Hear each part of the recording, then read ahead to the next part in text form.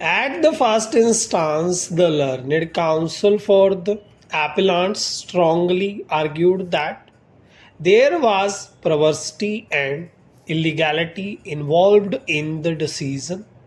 rendered by the tribunal, which was affirmed by the High Court. It was also argued on behalf of the appellants that a fair and reasonable opportunity of hearing was afforded to the respondent, and the charge sheet dated 12/12/2010 did not suffer any discrepancy, as it sufficiently enabled the respondent to defend his case. Furthermore, it was contended that the charge framed were not vague and were serious cases of misconduct. It was further argued that the tribunal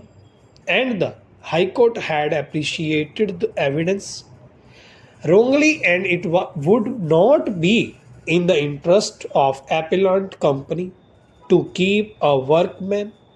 who has developed the habit of abusing superiors with filthy language and disobeying their orders. Accordingly, the learned counsel for the appellants prayed for setting aside the judgment of the High Court as well as of the Industrial Tribunal and restoration of the order of dismissal passed against the respondent. The learned counsel for the respondent contended that the respondent was denied a fair hearing and was dismissed in violations of the principles of natural justice. It was argued on behalf of the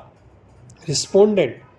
that the charge sheet did not contain the specific abusive language,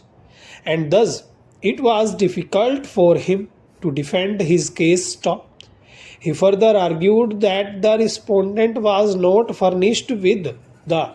list of witnesses and copy of the documents to be treated as evidences and materials on which the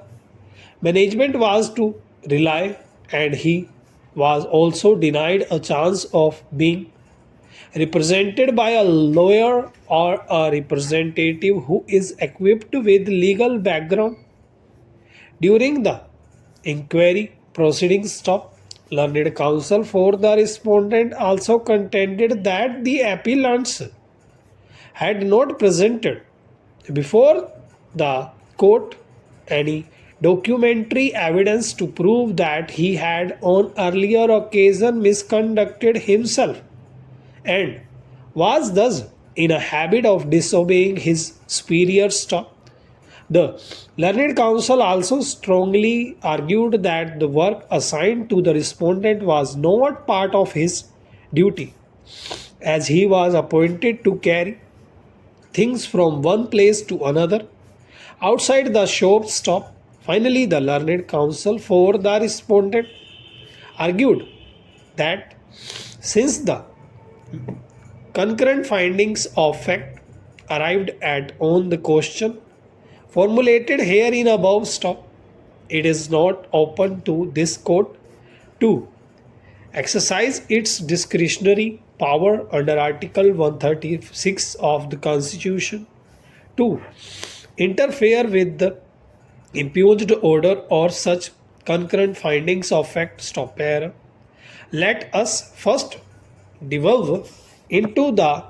most crucial question raised in this appeal, that is whether there was violation of principle of natural justice. Principle of natural justice is attracted whenever a person suffers a civil consequence or a prejudice is caused to him by an administrative action. In other words, principle of natural justice is attracted where there is some right which is likely to be affected by any act